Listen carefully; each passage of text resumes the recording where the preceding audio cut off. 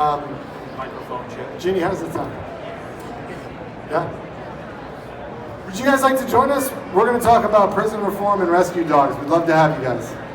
Please, please. Come on, come on. You look interested enough. Oh, there we go. All right, so my name is Zach Skow. I'm the founder of Marley's Mutts Dog Rescue. This is my buddy Daniel Robinson. He is a graduate of our Pawsitive Change program. Pawsitive Change is an inmate canine training program in the state of California. We operate 5 programs, 2 at North Kern State Prison, 1 at Skow State Prison, our flagship at California City, and then we have the only girls juvenile program in the United States of America where rescue dogs live with juvenile offenders in state custody.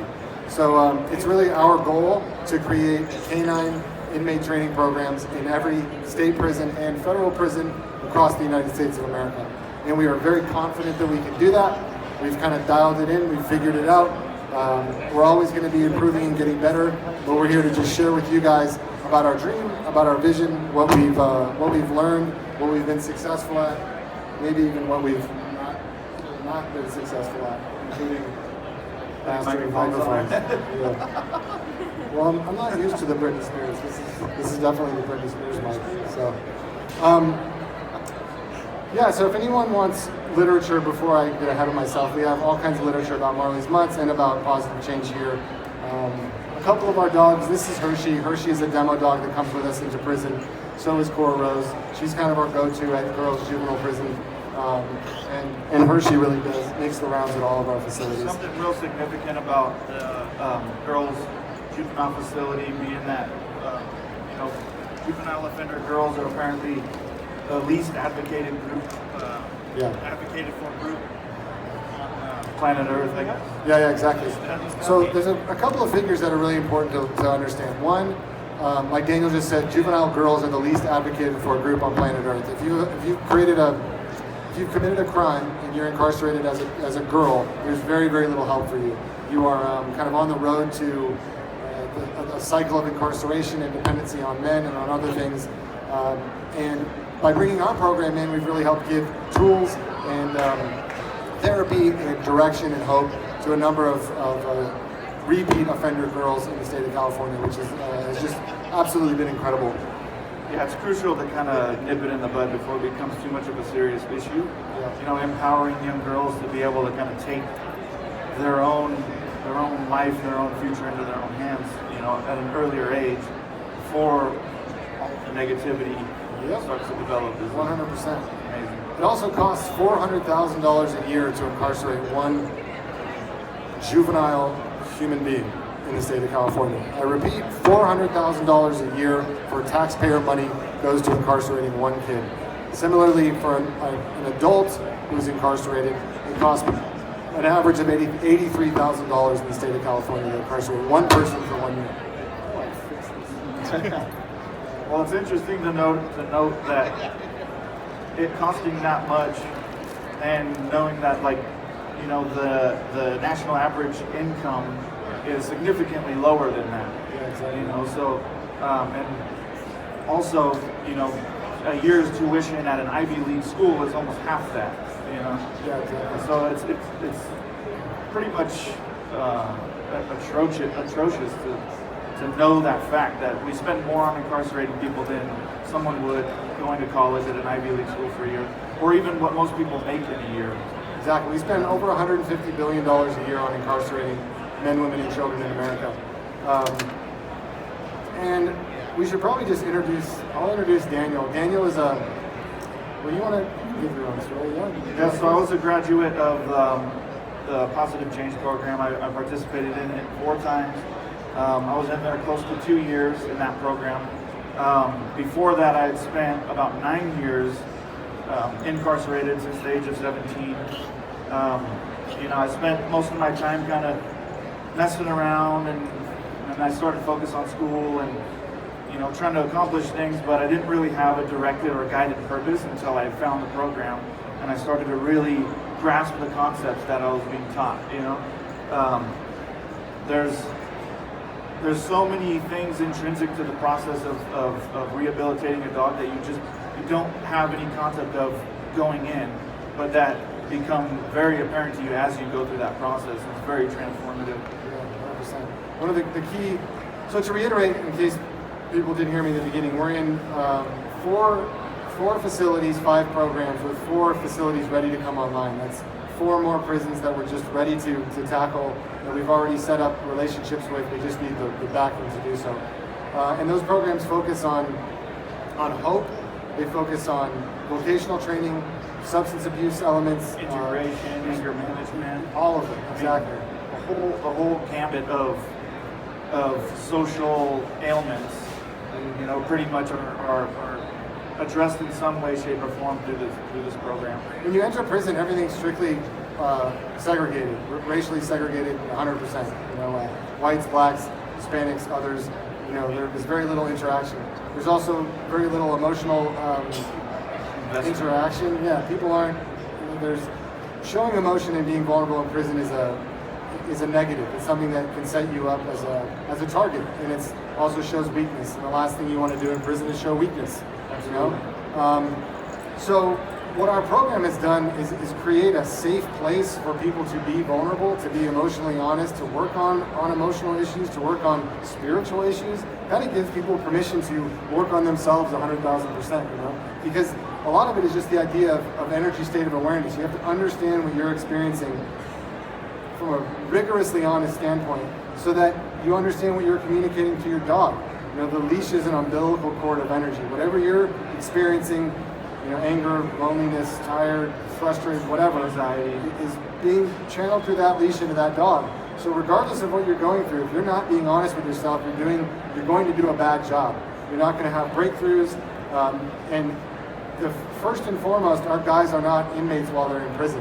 They are dog trainers and dog rescuers. That's their function, that's their focus. And to give them that identity, to kind of take away the identity of incarcerated person, and in many cases, incarcerated animal is how you feel, and really give them an identity and a path towards wellness, a path towards redemption, a path towards showcasing what they're capable of. And when we first started the program, we knew that it would be wonderful and delightful to have inmates paired with dogs. I personally, found my second chance in life because of my dogs. Nearly lost my life to liver failure in 2008. It was my dogs that saved my life and put me on the path to establishing Marley's Mutts.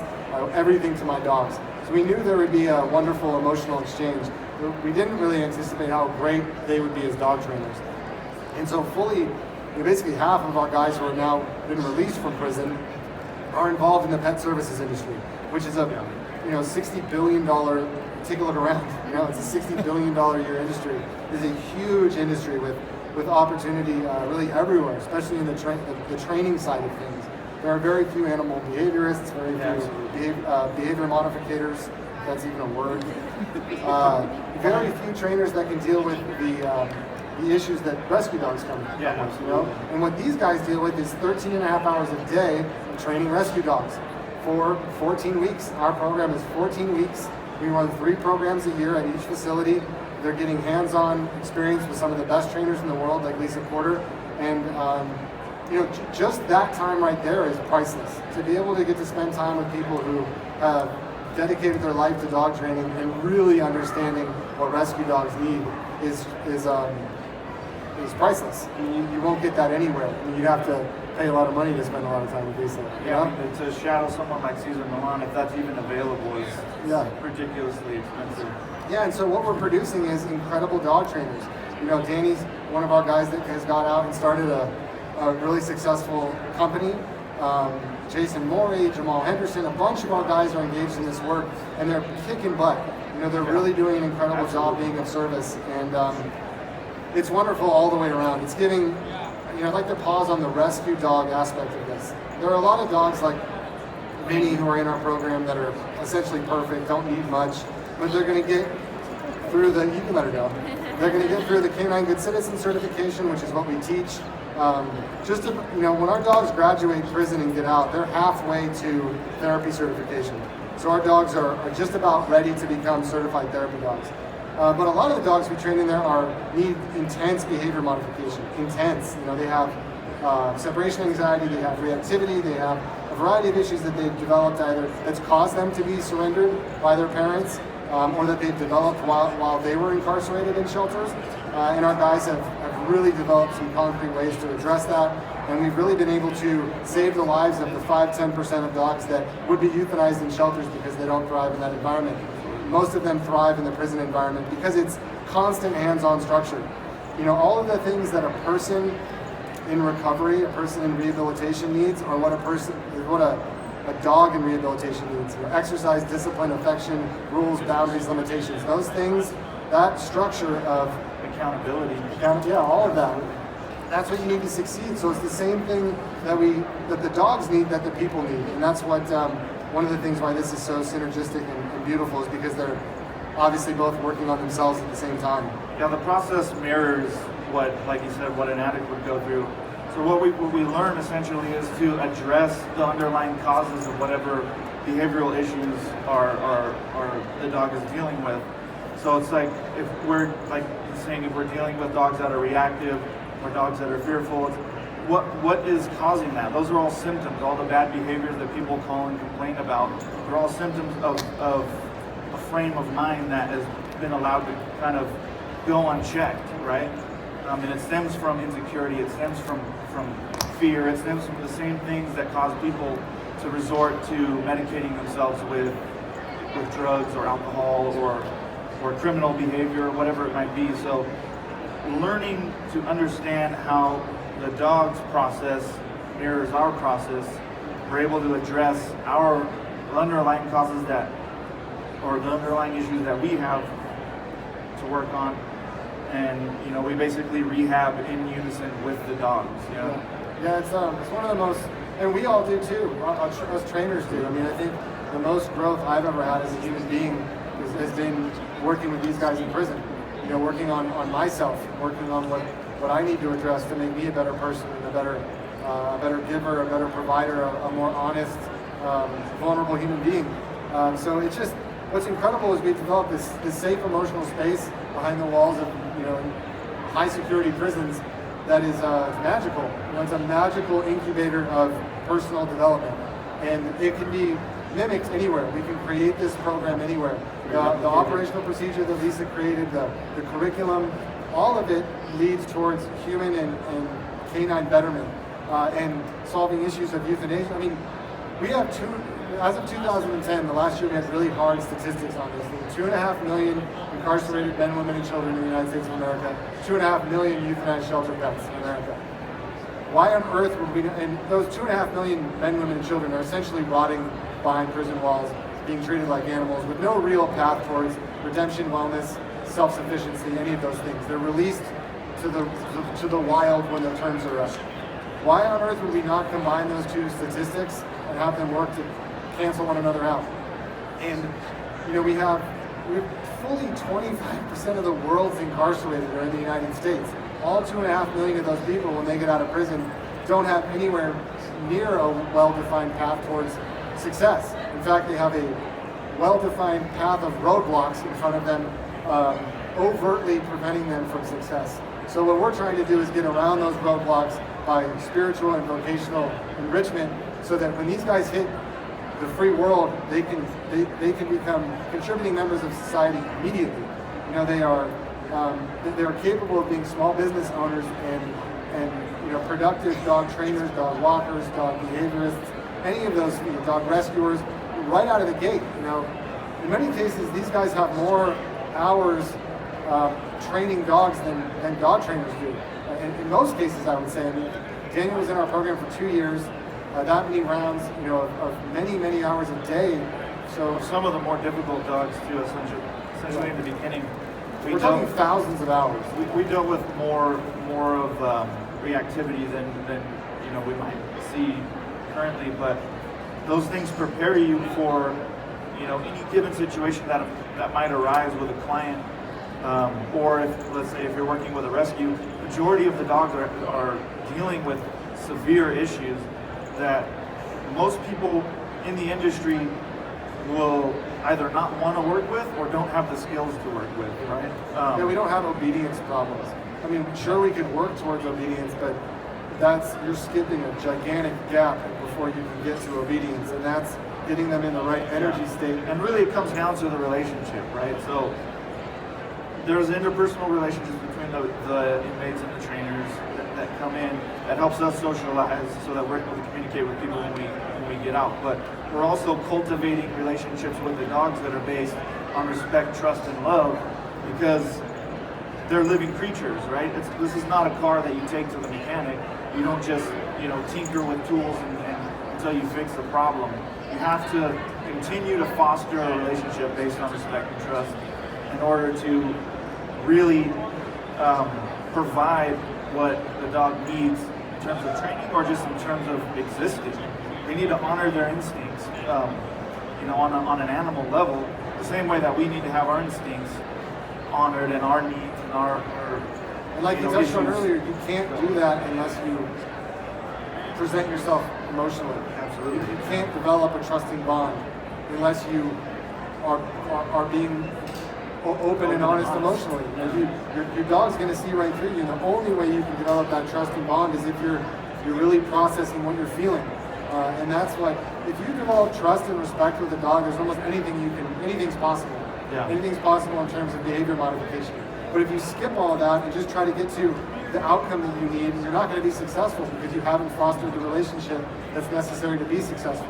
So one of the most beautiful things about watching these guys in there is watching them identify with what they're feeling while developing that, because it's all of us. It's the trainers, it's the guys, it's the dogs, it's everybody developing this cycle of trust and respect. And there's also no other more trusted, respected program in prison. For us, that's the greatest thing. At North Current, they painted, when you walk into, you get an idea of what prison looks like, right?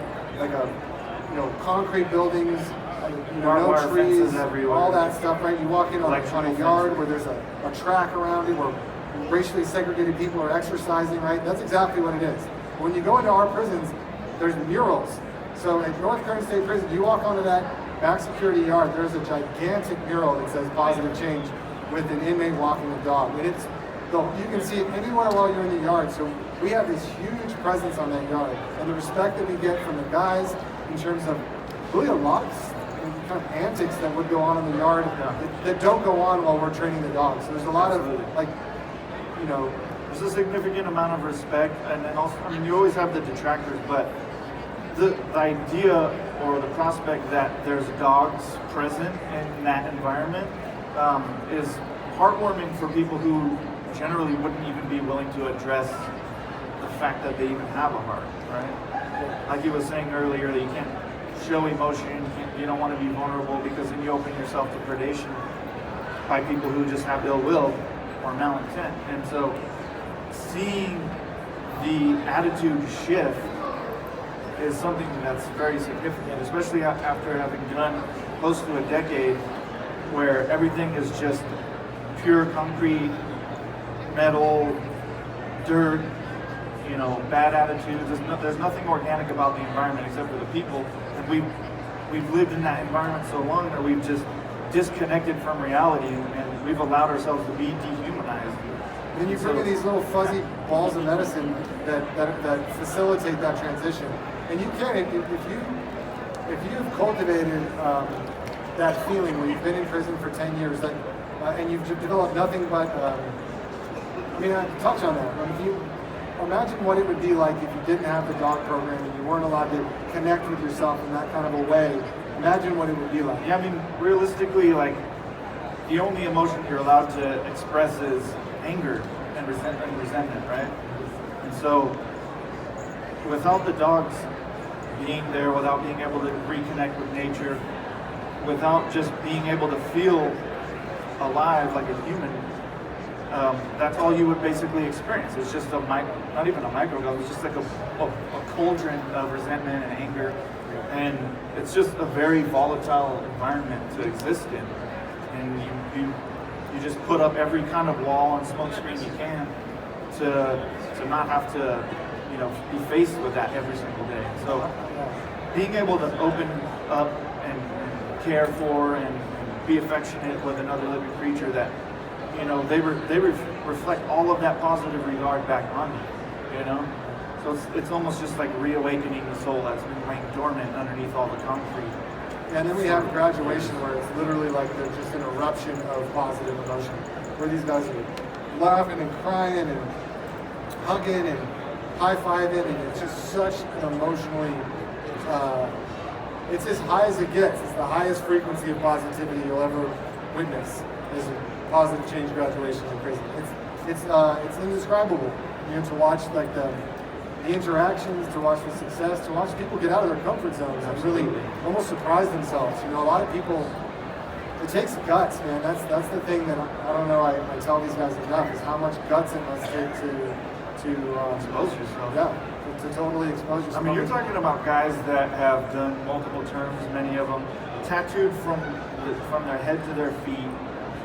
You know, handlebar mustache, whatever, shaved head, just like pretty much every stereotype of what you would expect a convict to look like.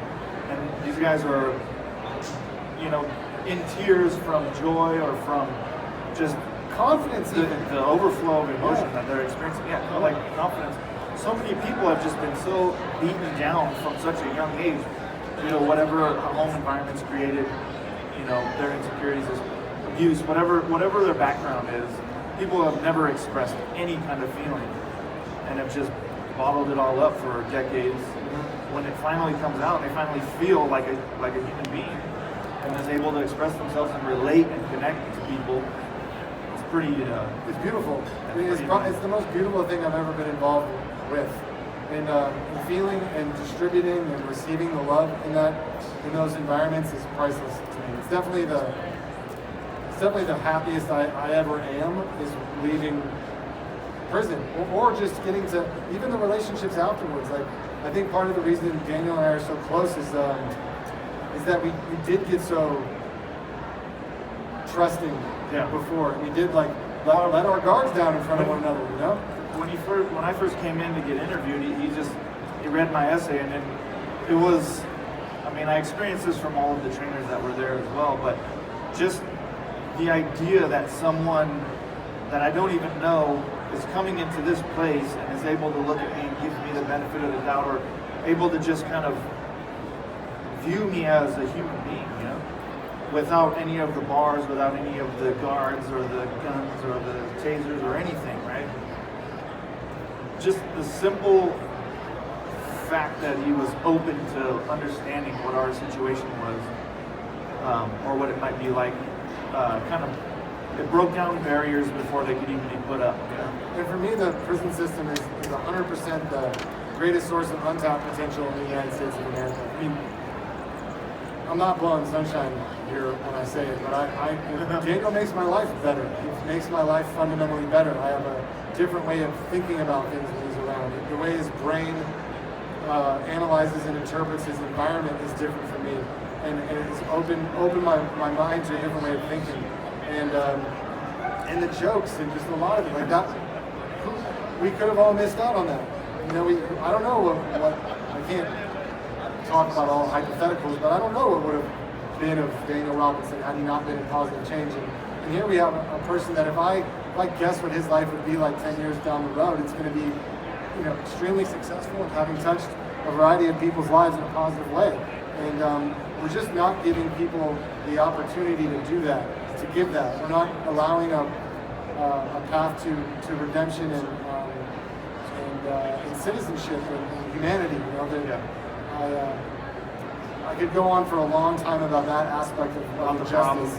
Yeah, but it's not going to do any good. I mean, the whole point of this is John's camera. And this is what John's camera needs to pick up.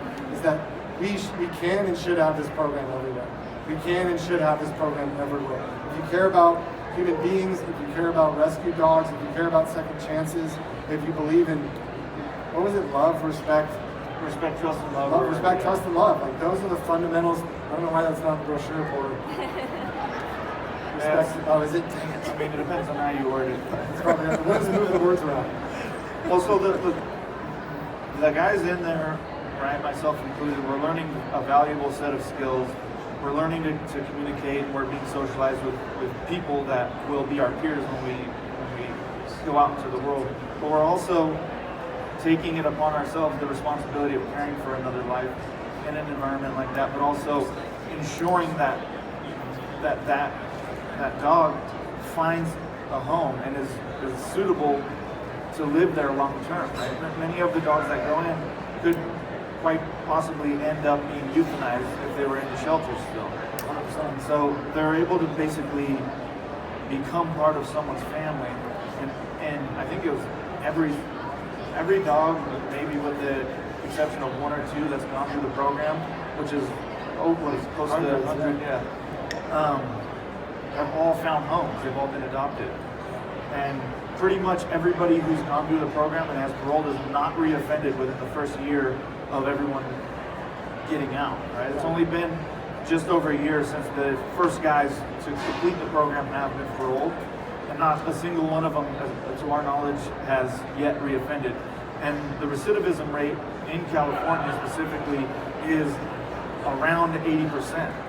So you're talking about 80% of the people who get released from prison will end up back in prison within a certain amount of time after paroling. And everyone who's gone through the program so far has not reoffended within that first year. So we're basically at zero. Well, I mean, what odds would you rather take? Would you take 80 or would you take 0? You know? And if you do the math with how much it costs to incarcerate people, it's such a gigantic no-brainer. Yeah, I mean, what was it? One program for 1 year was on average, just a little bit less than $1,000. And so yeah, it costs $50,000 to run 3 programs at one prison. $50,000 to run 3 programs at one prison that would graduate 30 dogs and roughly 90 inmates, almost 100 inmates. That program, if even just one person doesn't go back, that program's paid for itself almost twice over, right? Yeah, and if a handful of people don't go back for the entire course of their lives, that program is paid for itself thousands of times over. Because $4 million a person. Yeah, it's mostly run off of donations and I don't know what is the sponsorship or a promotional thing that you guys have, but Chicken Soup for the Soul provides pretty much all the food for the program. Is that correct? They don't, like, every grain of food is provided. And so that's like generous donations. It's donations from people on the streets. That's hard work. And those kind of demonstrations, like at California City, when the food got delivered, they kept it in a pallet next to the intake. So when you pull into the parking lot, you can see it. And just the feeling of pulling into the parking lot and seeing a pallet full of dog food that's for us, that we don't have to scratch and claw to try to figure out a way to pay for, is huge. And to keep them on the same food. I mean, if we were feeding that consistent diet is crucial for the rehabilitation. Especially in prison, because they would be, pooping colors. Well, I mean, I've seen it where, different food had come in. This is before Chicken Soup, but some bags would come in, it would be different, and then you would see the dogs would have a reaction to it, or just like human beings, if we're not getting a proper diet or an adequate nutrition, then we're off, right? We're unable to function properly, and so knowing that the dogs have a consistent flow of food, it's just one less thing to have to worry quality about. Diet for us is huge, and treats too. I mean, we treat train, so we also get treats for Chicken Soup, so it's priceless to us.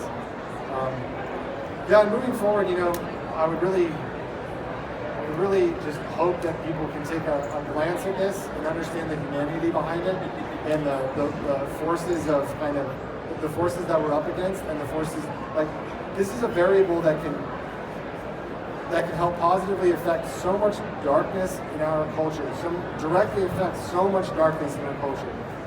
Mass incarceration of people and pets. We still suffer from mass incarceration of people and pets in this country. And this program is something that can turn mass incarceration of people, which is nothing we can snap our fingers and fix. It can help turn it into a viable, rehabilitative experience, as opposed to just a factory for producing, reoffenders, essentially. And for every person that reoffends too, for every person that gets out of prison who ends up back in prison, they've created a victim in that process. Absolutely. And this way we're also advocating for victims or future victims. So it's it's a win-win, win-win, win-win, you know, across the board. And trying to get folks to understand that is what our goal is. And because it's not all that shiny and wonderful, because we are dealing with maximum security prisons and we're dealing with all the cultural stigmas and stereotypes that go along with inmates, you know, that's a tough thing for people to brush aside. But once they brush aside it, right underneath the surface is the most magical, happy, wonderful, just, I mean, I don't know, man. I could talk about it for the rest of the day. You know, it's something that we can't let go of. We can't let go of this, and we can't. We have to keep trudging forward and getting this in front of as many people as we can, because it's a legitimate solution to shelter pet euthanasia and mass incarceration. You know, this is true rehabilitation at its best. You know, and it needs to be. It needs to be and can be massively produced all over the United States of America and the globe with just a little bit of investment. I mean, pennies on the dollar. Yeah, the financial investment is the least of it. It's like every human being on the planet has their, you know, set of issues that they have to deal with. But in order for like a problem like this to be fixed, however long that takes, it's not just the people not the people inside or the dogs that need to be rehabilitated, but society as a whole needs to be able to grow and evolve and move past, you know, negative things that happen. And so it's almost like a societal rehabilitation. Totally, 100%. If Daniel gets out of prison and I grab her, for instance, and say, hey, this is my buddy who just got out of prison, she's probably not going to want to hear about it. You know, maybe explain what he was in for, what his past was, and she's going to be like, I really don't want to hear it. But if we can introduce Daniel in the context that this is a man that's been rescuing and training shelter dogs for the last 2.5 years and has saved a bunch of lives and is on his way to paying it forward and contributing to society, then I've got her here, and I've got her probably approval. You know, because she's going, all right, this is interesting. You know, we're beginning to change perception. Yeah. You know, it's not just the stigma or the stereotype that is, you know, preceding everybody. It's the person themselves. You know, because no one's saying that it's okay for us to do what we've done, right? I made probably some of the worst mistakes and worst choices that I could have made for myself. You know, just shy of taking someone's life. You know, so I have to own up to that, and I have to continually, day in and day out, take steps towards, you know, atoning for that in whatever way I can, right? And what better way to atone for a life than to save many others? He's always got a better way of saying it. He's always got a better way of saying it. I'm trying to find better ways. We would have missed. I've already stolen and trademarked like three of his statements, which I intentionally didn't say during this one. Just giving me the opportunity to say it myself. Yeah, your own words. I really don't have much else to say. I just hope that you guys will support the program. If you've got a canine, if you've got a dog program in your area, by all means support them. This is truly magical work that we should be pumping a whole lot of resources in, because it makes all of us better. It's truly a way to re-enfranchise and to shine light and access to potential for 2.5 million incarcerated men, women, and children, to give them an opportunity to be human beings again and to show what they're capable of and to tap into their potential. The next Einstein, the next, you know, whomever could be existing at Wasco State Prison right now, and we just wouldn't know it. You know? And the world's next Daniel Robinson is out, and you can find him on Instagram at Doggy Jitsu. This was Edward Morrow signing off. All right, well, thank you guys for listening. Daniel, you're one heck of a dude. Thank you, brother. Appreciate you. All right.